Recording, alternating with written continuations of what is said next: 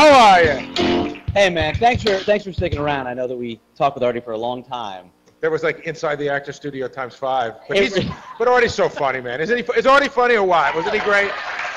He's an amazing storyteller. That's right. You are the glue that holds the entire Howard Stern show together, and that is not an easy feat. I don't know how you do it day after day for 20 years.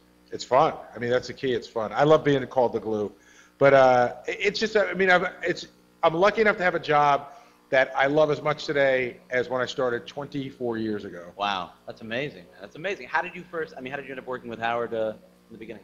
You know, I was working. I met Howard at NBC Radio. He was on in the afternoons, and I was just sort of hanging around. I was an assistant to the traffic reporter during Imus's show in the morning, and I was just looking for a full-time gig. You know, that was like 3 hours a day, and I was looking for a full-time gig.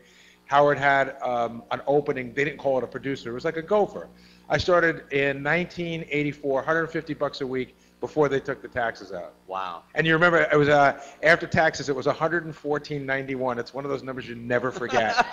Because I remember my Long Island Railroad ticket, my monthly ticket, was $111. So 1 week just went to the ticket. Wow, that's unbelievable. And Howard clearly, I mean, he rewards loyalty. I mean, you've been with him. Yeah, I mean, it's funny. I joke around, with the exception of Artie. I've been with the show for 24 years, and of Howard, Robin, and Fred and myself, I've been there the shortest time. You know, in other words, Robin's been there longer, right. Fred's been there longer. Right. And Artie's new. Right. That's incredible. Yeah, no, it's rare that you find anybody in entertainment as a group that will stay together that long and be successful. Right. Well, you're really like a real family. I mean, Howard. I mean, I've heard. You know, he's yelled at you on the air before, and it seems like those fights just kind of blow over pretty easily. But has there ever been a time where like he really kind of let you have it, and you were like, whoa, You know, at the time they all seem real, and sometimes those fights are real.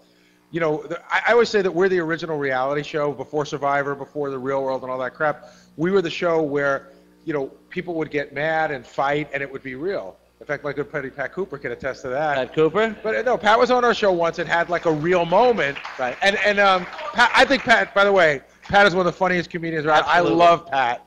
He's such a good guy. I love Pat. I was at the roast also last week. It was great. But we would, when we would, years before anybody did that on any form of entertainment, we would have these fights on the show that were, sort of like the inter-office crap that everybody deals with. The guy across is, eating a bagel and he wipes it on his desk and he pisses me off. And, we would have those fights and they'd be very real.